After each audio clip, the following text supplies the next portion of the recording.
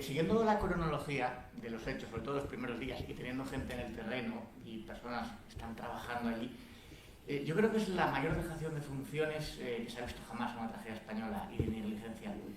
Y no por falta de recursos, porque cuando hablamos muchas veces, bueno, que esto denota un Estado fallido, no es un Estado fallido en la totalidad, como puede ser Afganistán, como puede ser Haití. El terremoto de Haití, la gente no espera que los vayan a salvar a las 12 horas y esperan, evidentemente, la ayuda internacional. ¿Por qué no se hizo?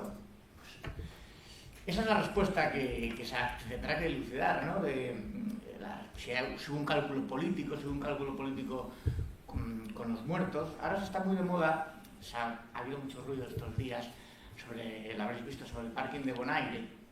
O sea, no, el bulo lo inició la Sexta, no, el bulo lo inició Iker Jiménez, que es un mentiroso y un fatal. Y nadie se para a pensar que da igual quién haya iniciado el bulo, si hubiera habido personas que en ese parking hubieran muerto porque tardaron más de 4 días en ir a comprobarlo, en abrir, ¿no? Entonces, da igual si son algo de un podencos quien dijo el bulo, si hubiera habido personas que realmente lo saben porque son capaces hasta de ocultar los muertos, a los 2 días hubieran fallecido agonizando como hubo gente atrapada en un garaje, etc. Entonces, esto me recuerda un poco también a la gestión del COVID-19, que hubo entre enero y marzo de 2020 11 alertas de seguridad nacional al gobierno, ¿no? Diciendo, esto que viene es grave, o sea, no es como están contando. De hecho ya estaba cerrada Italia y aquí hasta que no pasó el 9 de marzo, de hecho estaba gente diciendo, os va la vida en ello, etc.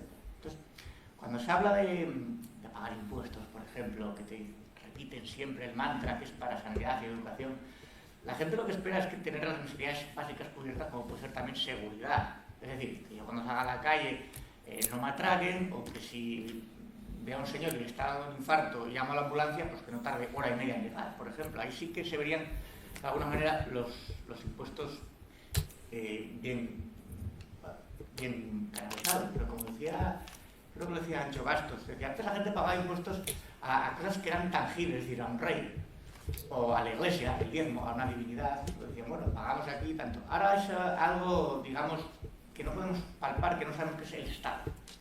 Pagamos impuestos para que ellos nos cubran unas necesidades y luego resulta que se te va el sueldo, que cada vez todo está más caro y al final te quitan muchísimo. Entonces, ante esta tragedia, que se tardó en responder, ya digo, ya veremos por qué, se necesitaba a ese ejército movilizado, y a sus policías, a los guardias civiles. No estuvieron.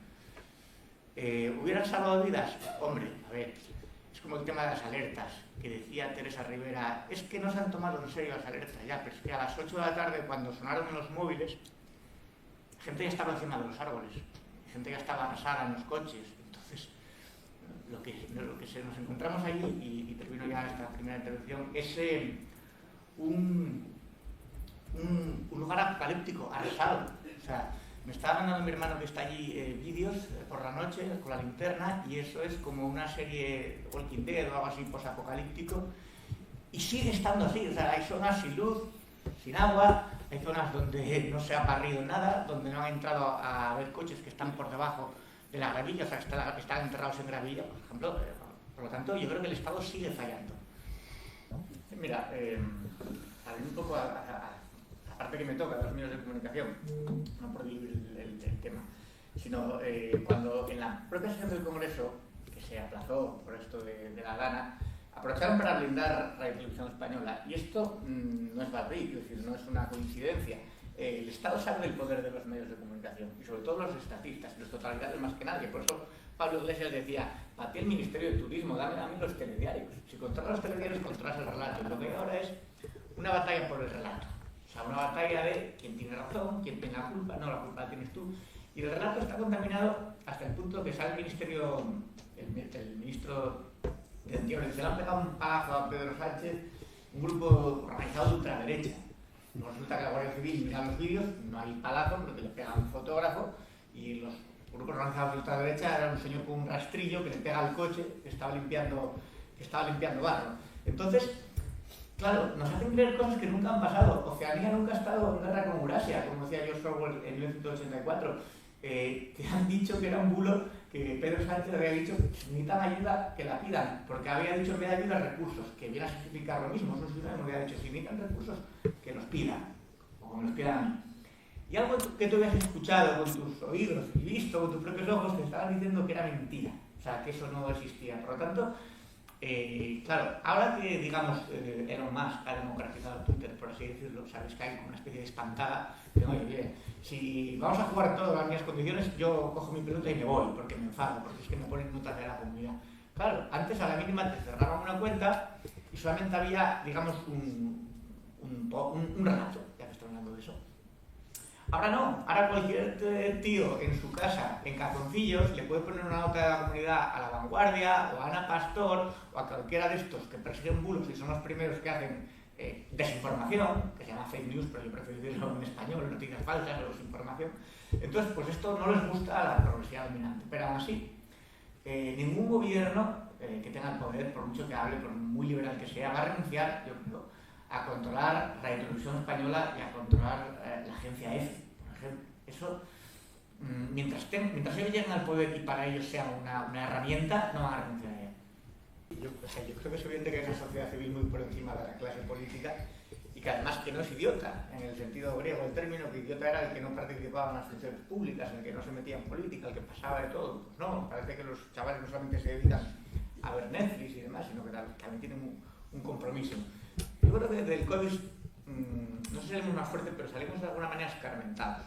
Y algunos dijeron, mira, me la haces una vez, pero ya no me la vas a volver a hacer. O sea, aquí vamos a tomar las riendas y ya está. Pero es curioso porque también hubo una reflexión sobre el llamado, no sé si estáis a favor o en contra, da igual, el régimen del 78, ¿no? Que ahora la gente se está preguntando si ha funcionado o no ha funcionado. Es una reflexión interna que solamente la había hecho Podemos, pero claro, Podemos venían de donde venían, no ibas a acabar con la corrupción viniendo del chavismo, ¿no? Pero ahora se la hace más gente, y es interesante porque los padres intelectuales de la Segunda República, que eran Pérez de Ayala, Gregorio Marañón y Ortega y Gasset, avalaron la Segunda República y luego dijeron, Ortega y Gasset dirá, no es esto, o sea, dieron marcha atrás, pero los políticos y la sociedad nos hemos acostumbrado a aceptar este nuevo régimen, quiero decir, a saber que la alternativa es que PP y PSOE se vayan pasando la cuchara para meter en el cartón. Claro, Pedro González nunca ha hecho